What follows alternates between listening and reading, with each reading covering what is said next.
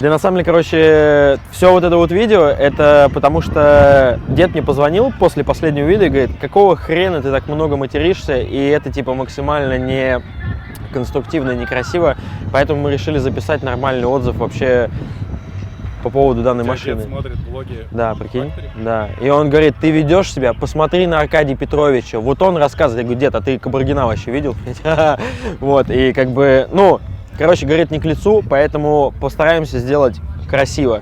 Вот. А о чем вообще идет красиво? Во-первых, мы находимся в самом красивом городе вообще просто в этой стране. Это город Санкт-Петербург. Я его люблю всей душой, всем сердцем, всеми своими фибрами души. Мы откатали буквально неделю назад этап РДС-GP на Егора Автодром. А сейчас мы находимся на цунами-пикнике, и тут максимально спонтан-фонтан. У нас она F22, которую, короче, мы строили последние 7 месяцев. И, соответственно, про нее у нас сегодня и будет разговор. Я очень надеюсь, что вам зайдет это видео, там всякие колокольчики, подписки, рекомендации, самое главное, потому что, честно, мне, как и всей как бы команде, с которой мы работаем, очень важно, чтобы это попало в нормальное освещение, как бы к нормальным людям, чтобы было понимание, что в России можно строить нормальные машины. И сейчас я вам объясню почему. Итак, что у нас есть, короче? Во-первых, что отличает данный автомобиль от остальных F22, которые находятся в России и, возможно, будут строиться в ближайшее время. Во-первых, это обвес. То есть вот этот обвес, у него есть максимально странная, смешная, ну типа очень важная, короче, слово забыл. Мать. Да. Это слово история. Спасибо. Во-первых, что отличает данный автомобиль, именно данную F22, от других двоек, которые, возможно, там строятся или находятся в России, это обвес. У него есть своя максимально смешная, странная, но в то же время ни хрена себе крутая история, короче.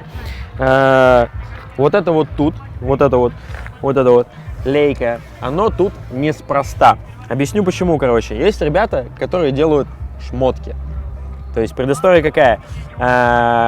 Ребята скооперировались в свое время, короче, с нашим заказчиком, с Колей Грековенко. Тогда еще не было идеи по поводу двойки, была просто идея разработки вообще, ну типа, короче, обвеса.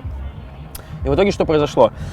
Ребята все это смоделировали, все это, короче, отрисовали, сделали, короче, как это называется, когда картинка? Нет, картинку, когда тебе крутит рендер. 3D. Рендер. Ребята сделали рендер вот этой вот, короче, двойки. Можно посмотреть, как у нас там в Инстаграме очень красиво там вращается. Короче, прикол в чем? И помимо этого, то есть 3D моделирование всей вот этой вот, короче, фигни, ну, это важная составляющая. Вот, соответственно, они сделали все модели. Денис купил двойку, они ее тоже засканили. То есть, они прям с машины снимали все сканы со всей, короче, штукой. Соответственно, дальше были какие-то сделаны, короче, вещи в виде там типа арок. Они все установились на машину. И после этого с машины снялись, короче, матрицы. Передний вот этот бампер, он был сделан, короче, из мастер-модели на 3D, короче, фрезе, из деревяшей, короче, сделали всю эту фигню. Я видел эту форму, с которой снимали матрицы, она весит, не знаю, она визуально весит килограмм 300. Соль в итоге в чем? Что ребята, которые занимаются шмотками, вещами, которые очень часто можно, типа, там увидеть, шайка, лейка, вот это вот все дело, они взяли и сделали обвес. То есть они вот полностью от самого начала, как они все это отмоделировали и, ну, типа, представили вообще на согласование, до производства. То есть они закупились, типа, карбоном, кевларом, всеми, короче, материалами, смолами, и они взяли и, мать его, сделали просто весь обвес.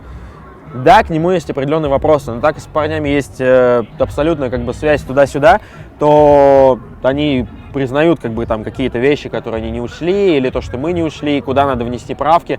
То есть это первый обвес, который сделали ребята, и этот же первый обвес стал, короче, на машину. С минимальными просто доработками, потому что у ребят не было опыта вообще в производстве, мать его, карбон, кевларового, короче, обвеса вместе с разработкой. Вот такие вот пироги. Поэтому никогда не ссыте делать чего-то, чего никогда не делали, потому что это может выйти просто ни хрена себе. О, Я аж встал, у меня башка закружилась.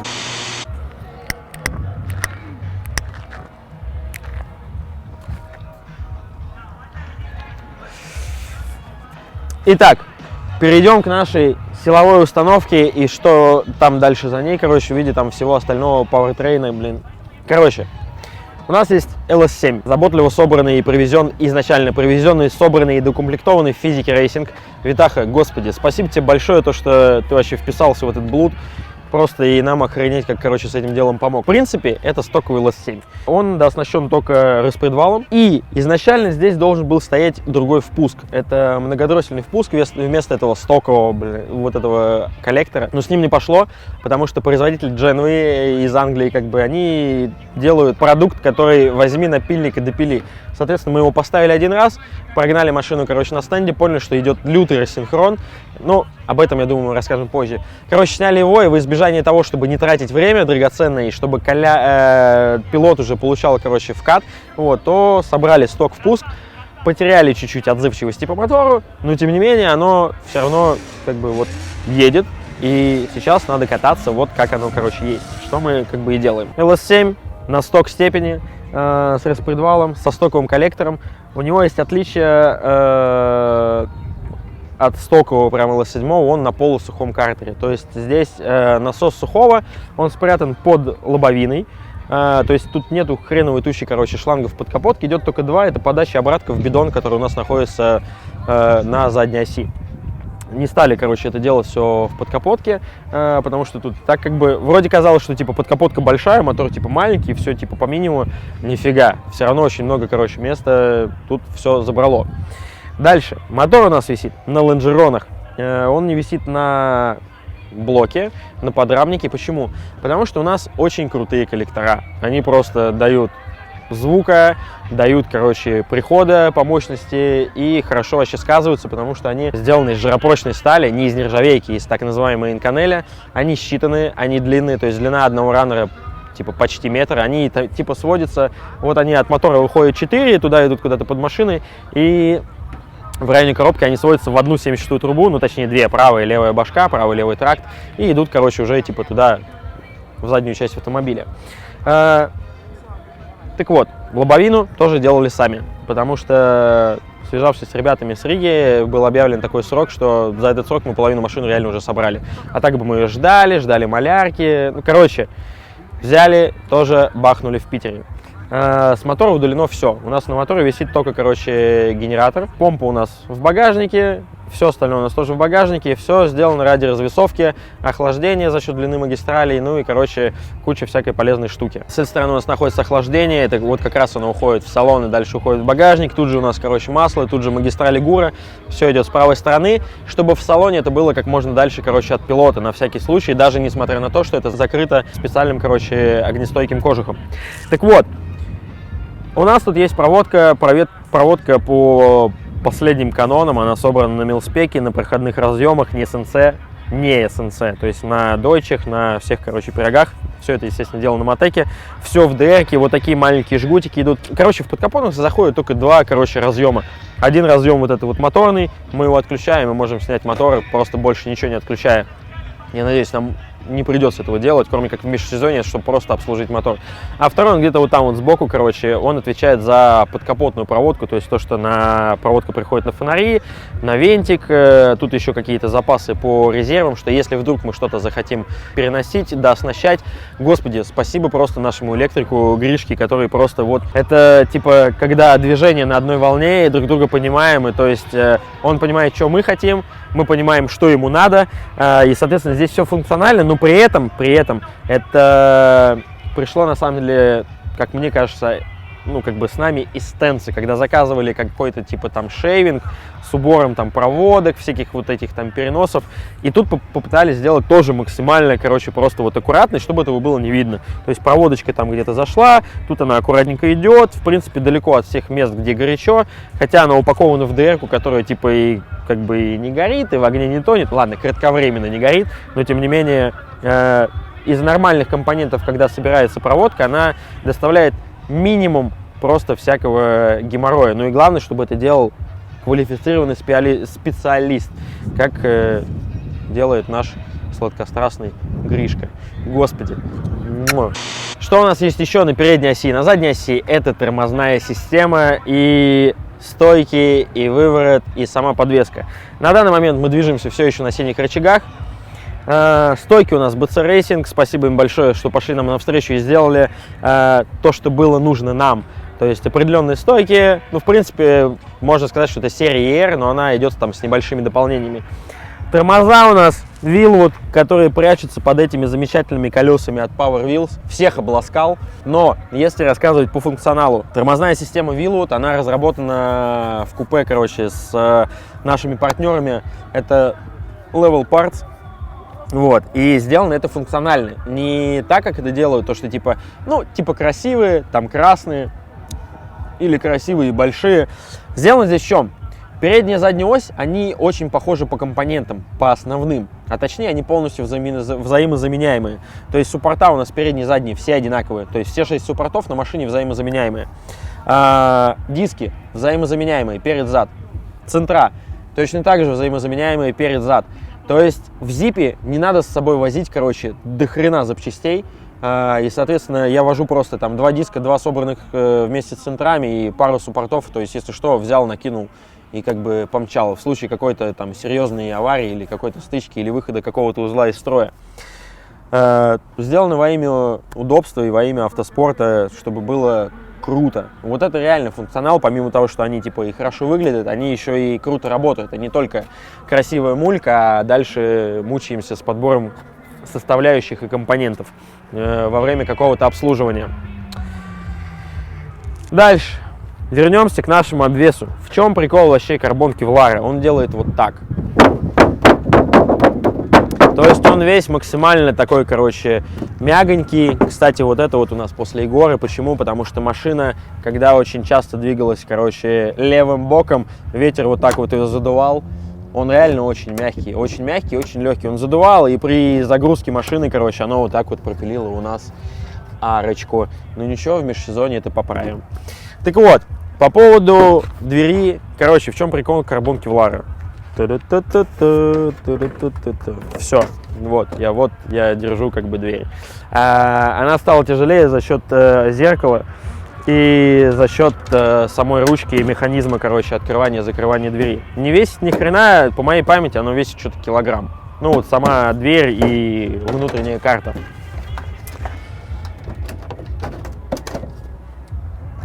Переходим к салону. Тут, в принципе, все максимально спартански, но красиво. Почему? Потому что, ну что, господи, это автоспорт, здесь лишнего, в принципе, ничего не должно быть, но при этом все должно быть эргономично и удобно. Что у нас тут есть? Так как у нас вся обвязка и вся машина в электрике на милспеке, естественно, она вся на Матеке, ну как естественно, просто зачем делать что-то, ну типа, полукруто или как-то что-то где-то. Короче, сделано все топово, на максимально топово жирных, нормальных, проверенных компонентов, чтобы потом что-то где-то это не менять. Потому что лучше один раз взять и поставить и сделать это качественно, чем потом это где-то что-то переделывать. Поэтому мозг у нас в машине Matek M150, приборка Matek C127, кейпад. Опять же, Matek, он расположен сверху, объясню дальше, чуть позже, типа, почему он вообще сделан сверху. Пара PDM-ов 15-х, опять же, Matek, один на задней части, второй на передней, между ними идет тоненький жгутик, который соединяет переднюю и заднюю часть автомобиля. Они как это обычно делают, вот там вот где-то, у нас там, кстати, под торпедой маленький аккумик гелевый, который же тоже нифига не весит, но обычно все располагают их, короче, вот там вот снизу, и оттуда идет хреново туча вермишели, все это типа видно, и вот с той стороны обычно свисает, не знаю, зачем это делать, наверное, ради там показа, что типа у нас это все есть, а мы просто это все взяли и аккуратненько спрятали там сверху вообще. Рулевая колонка, короче, Woodward, лично мне она перестала нравиться, она крутая, она пришла у нас из Америки, она имеет быстросъем. Он, в принципе, с минимальными люфтами, но мне жутко не нравится, что у него нет нулевой метки. То есть я снимаю руль, вдруг там механики или кто-то крутит, короче, колеса вправо-влево, потом я его могу одеть не в то положение, в какое надо. То есть обычно быстросъем он одевается, ставится только в одном, а тут это вот просто проверни на 360, метки нулевой нет. Но я думаю, мы этот вопрос тоже закроем. Педали напольные Tilton, в принципе, как и всегда. Тоже предыстория была, что заказчик изначально говорил, хочу подвесные, привезли подвесные педали. А на момент его расположения вообще в машине Мы как раз мерили педали, чтобы понять, куда их лучше расположить, чтобы ему не доставляло никакого дискомфорта во время типа рулежки. Мерили подвесные, рядом лежали напольные, померили, он говорит, блин, хочу, короче, напольные. Ну, типа, я говорю, блин, странный, конечно, выбор, ну, типа, ладно, давай напольные. Поставили напольник, и через какое-то время, сейчас вот отъездив этапы гор, он говорит, блин, хочу все-таки подвесные. Я говорю, братан, прости, но сейчас нам важно вкатываться, поэтому, типа, подвесной узел будет позже, будет зимой в межсезонье. У нас еще здесь, как их все называют, перепелиные дырявые коврики. Очень люблю вот такие вот дырявые вот эти вот коврики с димплами. Особенно, когда они идут в шахматном порядке, это очень важно. То есть они не ровными линиями, короче, квадратиками, а вот именно в шахматном порядке, и они создают такой узор. Короче, вот этот забавный ковер, который добавляет уют, это шкурка. И прикол в чем, что как раз-таки изначально была шкурка черная, обычная, просто от скейта купили, чтобы ноги не скользили, было как-то поудобнее. Но подумали, что надо добавить уют, чтобы он хорошо рулил и чувствовал себя как дома.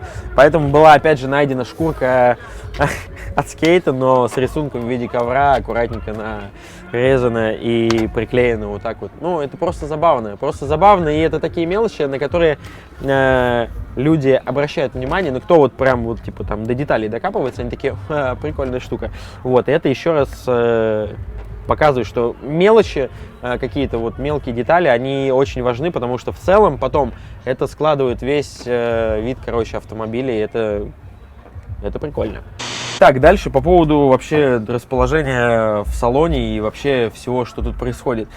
Мы, ну это лично в моем понимании, в плане типа там эргономики, да, не сторонники расположения кейпада вот здесь, вот типа внизу на туннеле, или вот здесь на торпеде. Когда я сижу в шлеме с Хансом, я не могу нормально никуда ничего повернуть голову, плюс это ушастый ковш, и у меня вот здесь вот снизу вот эти вот клавиши, и смотреть как-то вниз, ну не очень удобно, и то есть мне нужна какая-то кнопка, мне надо куда-то туда что-то посмотреть, напрячься в ремнях, неудобно, соответственно. Мы сторонники того, и вот как бы, ну, эта штука как бы приросла и пошла дальше, что мы весь кейпад располагаем сверху. То есть ты, когда сидишь, рулишь, ну, это, как бы, мне кажется, максимально логично, держишь руки на руле, у тебя максимально короткий взгляд идет от лобового стекла, дороги где-то едешь или что-то происходит, вот тут вот как бы рядом. Я понимаю, что в заезде это не совсем, ну, типа, там, прям очень срочно нужно взять что-то там, включить, как бы, ты просто рулишь, едешь, но вдруг, если что-то, вдруг дождь пошел, дворники тебе срочно нужны, у тебя минимальное отвлечение от дороги и перенос взгляда вот там сюда или вот сюда, вот у тебя сверху, у тебя минимальный перенос взгляда, и это называется эргономика. Я понимаю, что это очень красиво смотрится, типа там в карбоновой вставке, там консоли, здесь где-то, но это неудобно. Ну, я считаю, что это неудобно. Соответственно, мы вот располагаем их, короче, здесь. Это традиционная ручка переключения Самсонаса пятиступа. Здесь у нас бачок для тормозной жидкости для ручника. Там у нас находится система пожаротушения. По поводу жгута проводки, который идет от переднего ПДМ до заднего. Вот он, вот тут вот такой вот маленький жгутик. Толщиной меньше мизинца, в диаметре, наверное, миллиметров 8. И это все, что идет, короче, туда на жопу. Вот это, вот мне не нравится единственное, что это вот рация, какая вот вечно она выглядит по-ублюдски. Но вот с этим как раз-таки пока мы ничего не сделаем, потому что на это нет времени, нужно кататься. Дальше. Здесь у нас расположены, опять же, все трубки. Это у нас что? Это у нас задний контур, то, что идет на ручник, задний контур, то, что идет на вторые суппорта, которые работают с педалью, топливо, подача и обратка, система пожаротушения, трубка, которая вот от этого баллона прекрасно телепортируется в случае какой-то тревоги в багажное отделение. Вот. И вот здесь, вот в этом кожухе, о котором говорил ранее, упакованы как раз-таки магистрали на антифриз, ну не антифриз, на воду, на охлаждение, которые двигаются к радиатору, который расположен на задней оси, на масло, которое двигается к бидону, и пара трубок, короче, ГУРа. Вот, так как это все, ну, очень горячее, в отличие, типа, там, от топлива, это все должно по регламенту закрываться, короче, в кожух огнестойкий. И, соответственно, он выполнен из алюминия, так же, как и фаервол, потому что есть мажоры, которые делают фаервол из карбона, но, как мы уже знаем, по некоторым персонажам карбон горит и, соответственно, может доставить определенные неудобства. Переходим мы, короче, к задней части автомобиля. Кстати, на Егоре мы уже один раз стирали бампер, с ним, в принципе, ничего не произошло, потому что он просто порвал стяжки, на которых он специально так и крепился, чтобы в случае какого-то контакта он не зажевывался, хрен знает где, а просто как бы быстренько катапультировался с машины и лежал, ждал, пока его с трассы принесут в бокс. Тут, в принципе, все стандартно. У нас здесь есть бензобак, потому что нам нужно, чтобы он загружал заднюю ось, и он расположен не за задней осью, а в базе. В принципе, пошли по кольцевому пути. Объясню почему, опять же. Потому что в случае каких-то таких заволов или очень близких перекладок, чтобы не получилось такого, что вдруг догоняющий очень близко как-то переложится и, например, зафаршмачит всю заднюю часть машины, снеся там все башбары и т.д. и т.п. И вот там вот, когда располагается бак, все типа топят, что, блин, это типа там инерция, да в жопу эту инерцию. Ну, типа, это не то, чем надо добиваться инерции. Можно чем-то как бы довеситься, но снизу там под редуктором или снизу под машиной, или загрузив на ось. Но только не вот за осью, потому что это как-то максимально непонятно дорого. Потому что в случае какого-то контакта бак плюс вся топливная станция, плюс все вот это вот, ну, это типа по подсчетам на данный момент по рынку, ну, типа там 300 плюс. Соответственно, терять это в случае какого-то удара и выходить сразу из строя в плане техсхода, ну, типа, так себе. Поэтому бак, соответственно, располагается в базе. И плюс это, как все топят, инерция, типа довес, он не статичный, потому что от заезда к заезду количество топлива в машине меняется, соответственно, вес, который давит на ось, тоже меняется. Поэтому использовать его как типа инерционный довес очень спорное решение, опять же, на мой взгляд. Дальше, что у нас тут расположилось? У нас расположился огроменный, мать его, радиатор. Он реально огромный. В чем прикол, что мы купили радиатор от грузовой техники. Он был размером, по моей памяти, вот такой вот высоты, вот такой вот в ширину. От него были отрезаны бачки. Парни его распилили пополам, сделали как нам надо бачки, спокойно их расположили. И вот он как раз-таки, статичный довес, находится на задней оси. Но он в безопасности, потому что он находится над подрамником. То есть в случае какого-то удара, если вдруг что-то куда-то кто-то снесет, жопа, хрен с ним по поводу там обвеса, ничего страшного. Но радиатор у нас вот здесь, то есть это типа такая зона безопасности. Дальше нее нет ничего, там есть только вентилятор, но они опять же не выходят туда, куда можно в обычной гонке, короче, достать и что-то люто, короче, повредить. Традиционно бак радиум на 10 галлонов, 38 там с копейками литров.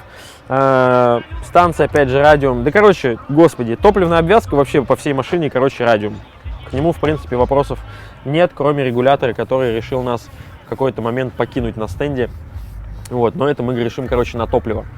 Дальше что? Маслопомойка с бидона. Там же у нас расположен рядом бидон сухого, Петерсон. Вот, с той стороны у нас располагается насос Гура от Мини. Это, в принципе, не секрет. Просто главное в работе насоса гидроусилителя руля, много народу, кто говорит, что, блин, странно работает электрогур, или как-то он там не тянет, или что-то еще. Ребят, во-первых, это очень сильно зависит от того, какая у вас подвеска спереди. То есть Макферсон это не Макферсон, многорычажка, там типа там как на марках и т.д. и т.п.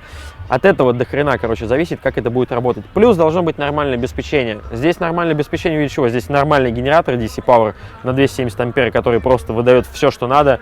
Он максимально стабильный от заезда до заезда, по логам смотрим. И он всегда пилит свои 14 вольт, и к этому вообще никакого вопросов. Насос, естественно, тоже новый, как и рейка новая. То есть, соответственно, когда вы используете нормальные новые компоненты, они, естественно, меньше всего вам доставляют геморроя. Не как народ любит взять какое-то говно с разборки, пихнуть его в машину, потом сказать, что этого мало, оно не прокачивает, пихнуть еще одно говно. И, соответственно, дальше с этим мучиться там через какие-то тройники, соединять. Короче, получается полное говно, когда начинается краилово. А краилово ведет к чему? К попадаловому. Когда у вас насос отваливается и перестает создавать требуемое давление для того, чтобы вы спокойно в заезде могли рейкой крутить. Там вот у нас снизу под машиной расположен редуктор Винтерс. Вот там вот снизу. Он на спуле, то есть он на жестко, он как заварка, там внутри огромная, короче, алюминиевая чушка. Вот, и она, в принципе, как раз-таки соединяет правое и левое колесо, имитируя заварку. Вот, штука максимально просто охренительно крутая. Раньше на 36-ю мы возили с собой редуктора в зипе для того, чтобы подбирать редукцию под трассу. Редукторов было всего 2, оба на блокировке. В принципе, по стоимости, ну, к чему это вообще все крутится, типа, что не надо, типа, там, кроить. Кто-то до сих пор так и возит, там, по 5, по 6 редукторов. Вот у меня тут пара, там, 3,7, тут, там, 3,1, тут вот 4,2. И получается, что вы возите с собой вот это вот кучу, короче, вот этого хламидиоза, оно все вот это вот требует, короче, какого-то, короче, обслуживания, если оно с блокировками, заварки, не заварки. Тут все просто, ты возишь с собой шестеренки, это 2 вот таких вот шестеренки и все. Ну и масло. Мы на своей шкуре проверили, мы меняли редукцию 6 раз для того, чтобы пилот чувствовал себя комфортно, чтобы не нагружать там чрезмерно мотор и попадать под редукцию, под передачу, как ему надо. Просто мы меняли вот шестеренки в редукторе. Охренительная штука, стоит своих бабок, просто потому что она освобождает вас от кучи лишнего геморроя и доставляет просто только плюсы в вашу жизнь в виде и обслуживания, и езды по трассе. Короче, максимально крутая штука, проверили на себе лично. Да, короче, на самом деле мораль всей басни такова по поводу этой машины. Эта машина собрана в России, даже не то чтобы в России, она собрана в Питере. Я охренеть как люблю этот город, потому что я в нем живу, вообще я коренной ленинградец, потому что изначально родился в Ленинграде. Ну ладно, это уже отступление. Тачка собрана в России, тачка собрана в Питере, тачка собрана со всем вот этим вот, который творится в мире в последнее время, за 7 месяцев. Это не год, это не 1,5. И это первый раз, когда мы собирали вот такую машину. То есть эта платформа ранее, она для нас неизвестна. И мораль всей басни такова, что не надо отправлять машину непонятно, короче, там куда, что-то очень долго ждать, куда-то пытаться выехать за границу для того, чтобы примерить под себя стул. Эти машины можно собирать качественно в России. То есть пляска вообще в чем? У нас уже наметаны какие-то решения по поводу там, тормозов, по поводу подвески, по поводу охлаждения, по поводу расположения мотора. Вот этим пацанам огромное просто спасибо. Они уже просто работают с нами безумное количество времени. Плюс мы свели их еще с заказчиком. Заказчик тоже получает какие-то бонусы. Короче, в плане сборки машины, поддержки на этапах, это просто one love, короче. Это, естественно, мы. Ну, куда уж без нас. Вот все место на бортах нашей, ну, типа, вот этой машины, оно как бы занято не просто так. Тут вот есть Гришка. Просто спасибо ему за эту безотказную электрику и вообще за все наши, короче, просьбы и мольбы, что куда надо добавить, чтобы, типа, было удобно и что-либо там дооснащать. И мы реально уже это поняли, что просто вот все, что, типа, можно было сделать, все, блин, сделано. Дальше это Денис. Денис, короче, просто охренеть, как вот с этим вот обвесом помудохался. Но я надеюсь, что это был, типа, первый, последний раз именно мудоханий. Но обвес, я очень надеюсь, что это будет не последний, потому что он реально крутой. И дальше он будет только круче. Посмотрите только, какая крыша. Это карбон. Он максимально мягкий, легкий, нифига не вещий, но при этом охренительно как выглядящий. И вот самое смешное еще с этим плавником. Колян звонит и говорит: блять, а плавник будет на крыше? Я говорю: какой плавник? Блин, я в свое время покупал Е60 только из-за плавника на крыше. Я говорю: ты серьезно? Да. Я говорю: давай, ну, типа, закроем. Он говорит: нет, я хочу плавник. И, короче, на крыше есть плавник. Это очень важная составляющая BMW, точно так же, как ангельские глазки. Но, кстати, в двойке на моей памяти, короче, нет ангельских глазок. Ладно, дальше отходим, короче, по поводу вообще того, кто здесь представлен. Adapters Masters, блин. Пацаны, я вас помню еще, ей-богу, короче, просто со станцухи. Вот эти все там, блин, мы возьмем колеса там от какого-то внедорожника и, короче, приделаем их на какой-то второй гольф, короче, там с 5 на 139,7, на 4 на 100. Короче, парни, охренеть, как нас выручили, короче, с фитаком и держаком. И вообще общей картиной по поводу, короче, расширений, там, колеи, заужений, переходов. Получается, что мы достигли предела по расширению задней оси по синей подвеске. Вот, и нам, соответственно, нужно дальше накидывать все проставками. Господи, Денчик, спасибо тебе большое, что выслушал просто все, что нам надо было.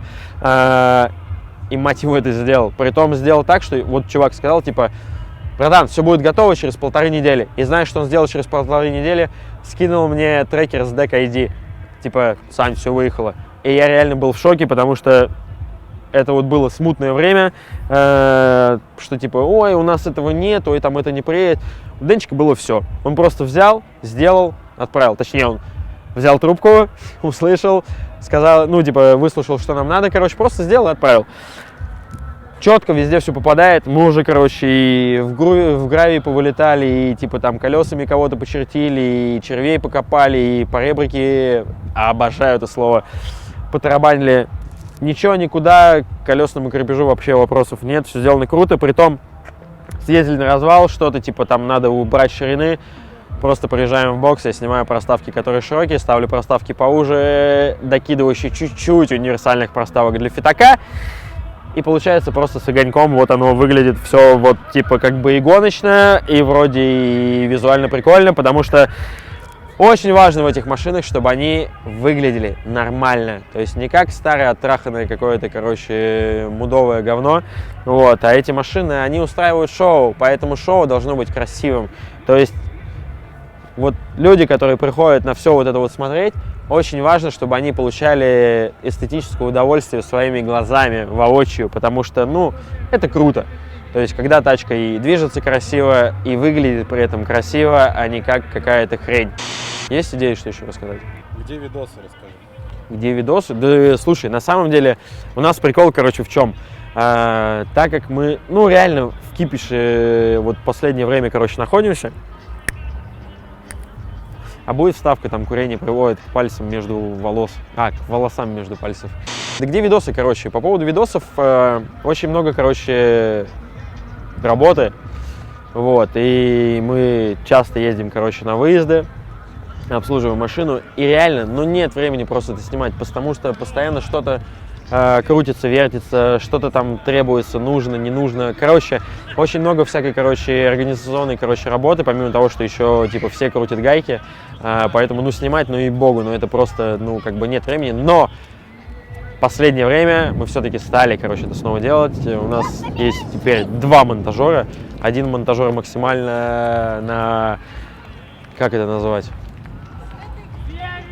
Фристайле. Режиссер монтажа, да. Извините, пожалуйста, Ваше Величество, извините, пожалуйста. У нас есть один режиссер-монтажер, а второй у нас есть монтажер-механик. Монтажер-механик, он как бы и гайки крутит, и как бы он монтирует всю вот эту вот хрень, которую, короче, я говорю. И там есть просто фристайл.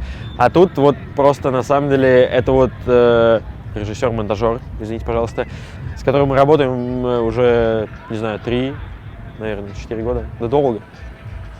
Это тот самый монтажер, который тебя заставлял, не знаю, почти год создать свой видеоблог? Да. Вот, и, ну, типа, короче, даже с паузами, а все равно народ никуда с канала не убегает и все равно чего-то ждут. Господи, спасибо вам большое. Контент грамотный. Про это Стараемся. Я говорил. Ну, он, мне кажется, типа, чем-то таким, ну, типа, вроде как цепляет, что, типа, мало кто такое делает. Но это, типа, не по катушке по городу вот так вот с камерой, что, типа, я вот сегодня машину в один сервис отвез, и вот вторую в другой, а вот у меня еще в машине 3 раза мотор. Ну, это, запикаем. Дед меня опять не поймет. Короче, мораль вообще всей басни такова. Мы замучились за 7 месяцев, по-своему кайфанули от того, что у нас получилось. Блин, дай я дверь повешу обратно. Да нормально. Да не, ну это, блин.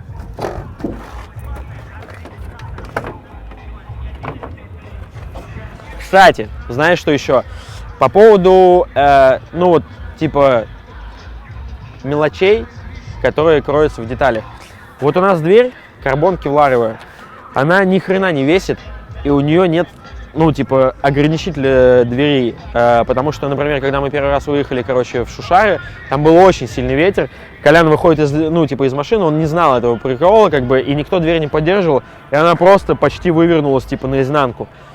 И чтобы не терять функционала, короче, съемной двери, потому что реально, ну, это удобно, короче, было сделано что? Мы сделали, короче, ремешки, которые, так сказать, тоже быстросъемные. Ты его застегнул, в кнопку не попал. Застегнул, и все, у нас дверь никуда дальше, ничего. То есть не будет выламывать, как бы, кевлары, все вот эти вот составляющие. Это реально удобно. То есть, ну, это вот то, что делает нормально. Не то, как поставили на поток, короче. Нет, мы возьмем это в разработку обязательно на другие машины. Но это, типа, будет прям функция, которая, ну, вот, типа, она по умолчанию идет. Почему? Потому что это удобно. Удобно, когда с машины можно снять дверь, быстренько там куда-то, короче, прыгнуть, что-то, где-то что-то повертеть, покрутить, как бы, и все. И при этом она не будет там куда-то выламываться, улетать, если она нужна просто, что она открыта, короче. И это надо поставить на место. Блин, господи, сейчас, секундочку. Ну не могу я, честно, блин, так. Ну, блин. Короче, мораль всей басни такова. Мы очень хотели, и у нас это получилось. И спасибо большое вот Калину, который Горьковенко, который Николай Горьковенко, что он в нас поверил и дал возможность собрать ему машину, от которой сейчас он кайфует, потому что оно едет так, как бы, как он хочет. Вот, и ему доставляет это определенную радость. А если это ему доставляет радость, потому что я вспоминаю его реакцию, когда мы первый раз катнули, короче, по автодрому, он раз орал, что, блядь, как оно едет, это так вообще, короче, круто, блин, просто, типа, вот, да. Вот, и мы все нашим подрядом в Factory очень сильно кайфанули, что человеку нравится то, что он заказал. И переделывать это нифига не надо. Мы просто крутим подвеску, чтобы оно красиво толкалось, делало дым, делало шоу, и все было максимально круто. Итак, хочешь я на ней фары зажгу, нет? Или это хуй будет? Нет зажигать? Зажигать. Зажигать. Дальше будешь ходить? Что ты меня гонишь? Член мешает просто. Мой.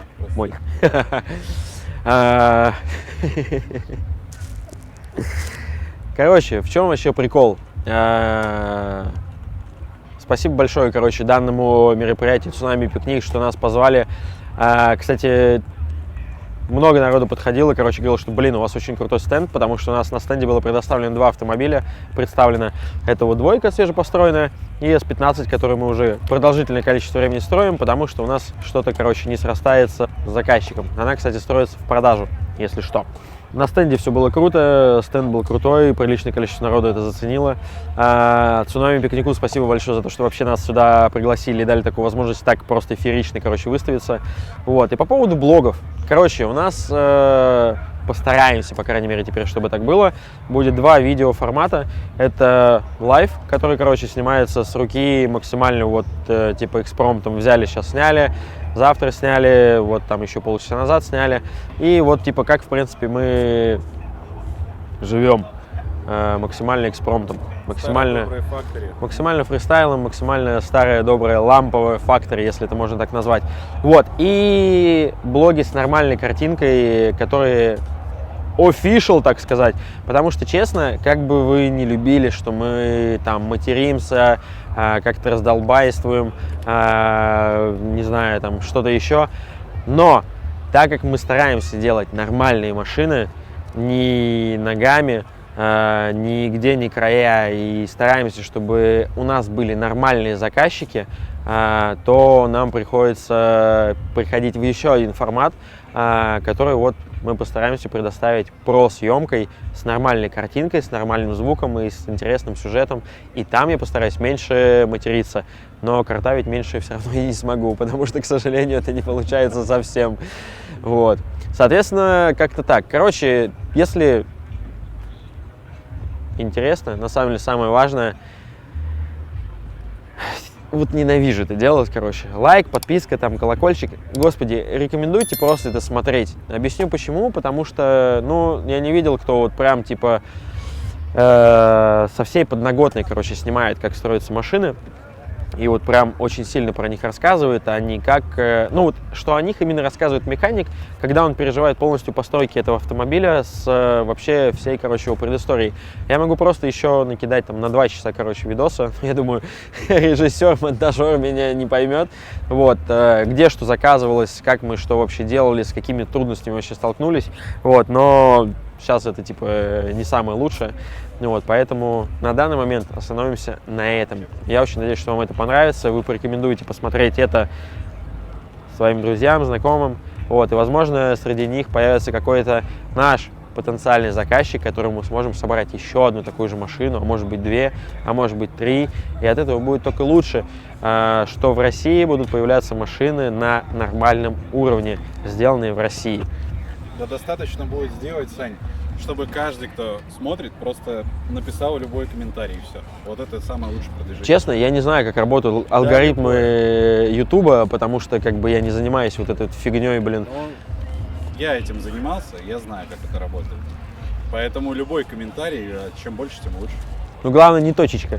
Ну, не точечка. А честно, очень бы хотелось видеть комментарии, знаешь, какие? Не вот это, типа, господи, вы еще живые, типа, о, лайк за видос.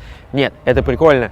Но если там будут какие-то прям, ну, вот нормальные вопросы, на них реально круто отвечать, потому что это интересно. То есть человек взял и что-то, ну, вот, типа, там, спросил, вот прям, вот, он такой, о, ни хрена себе. И такой, вот, интересная такая штука. И вот когда такие вопросы, это круто, блин. Нет, любой вопрос крутой, ну, любая реакция крутая, но вот когда задают какие-то интересные вопросы, это круто, потому что на них прям хочется отвечать вот там, скрупулезненько. А еще круто, что мы встретили закат, и пора ехать домой. Да, цунами-пикник подошел к концу, поэтому нам еще собирать палатку, ждать 2 эвакуатора, потому что по городу эти машины не ездят, это же не стрит какой-то. Вот, и, соответственно, пока буду рад вас видеть. Ой. Господи, отстрелялись.